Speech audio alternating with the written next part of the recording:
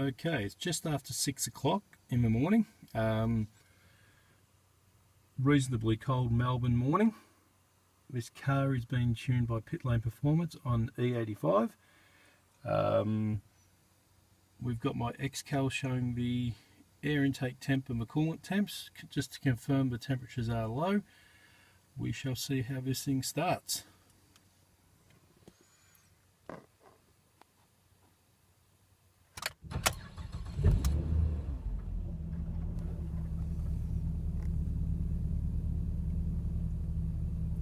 Okay, as we can see, it started the very first crank. Idling perfect, no surging, no carrying on.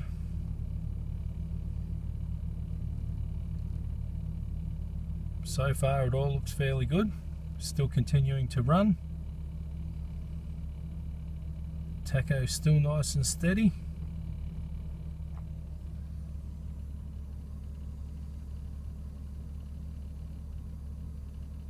Coolant temp beginning to rise as you'd expect. Air intake temps have actually dropped a little bit.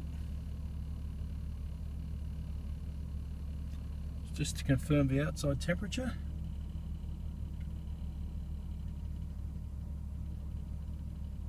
And tacho still sitting nice and steady.